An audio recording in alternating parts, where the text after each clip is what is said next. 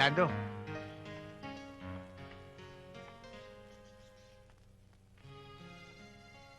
Hindi ko nga pala nasabi sa'yo.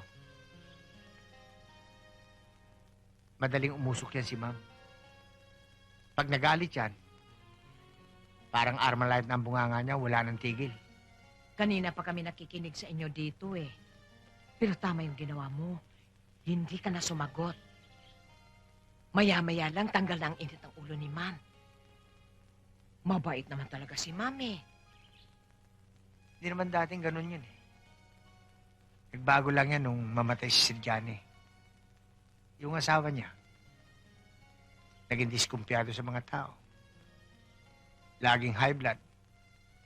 Pag high blood, wala na. Sira na ang diskarte. Kasi hanggang ngayon, pinoproblema pa rin niya ang nangyari sa bata. Nakita kasi ng batang yan kung papaano pinatay si Sir Johnny.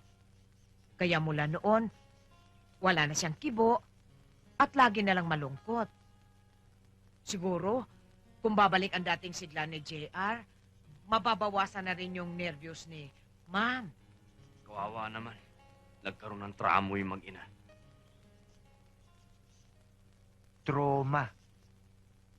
Ba't ano ba sinabi ko? Tramo eh. Release ng train yun eh. Baka masagasaan pa yung bata.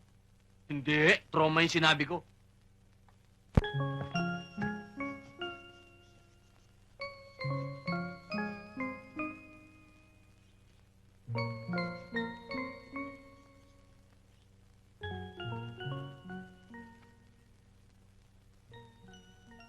JR, alam mo, pareho lang tayo malungkot ngayon. Pinagalitan na naman ako ng mami mo. Humingi na nga ako ng dispensa eh. Niratrat pa ako ng bunganga niya. Ang taray talaga. JR, kausapin mo naman ako. Ayaw mo ba ako maging kaibigan? Ikaw rin.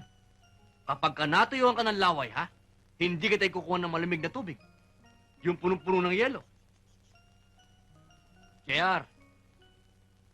JR. Ayaw mo ba talaga magsalita?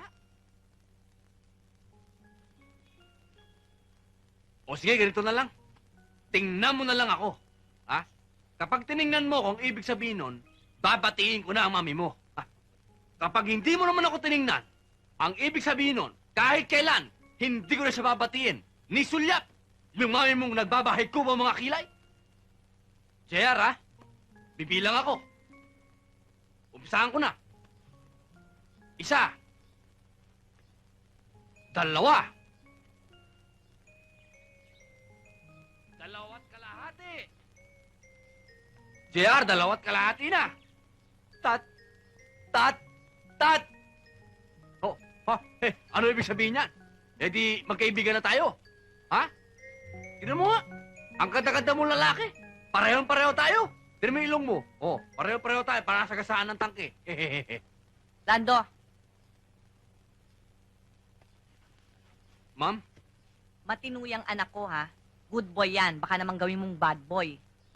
O, Janet. Ma'am? Ano, ipanip mo na si JR. Burda ka ng burda. JR, halika na. Bakit na tayo, ha?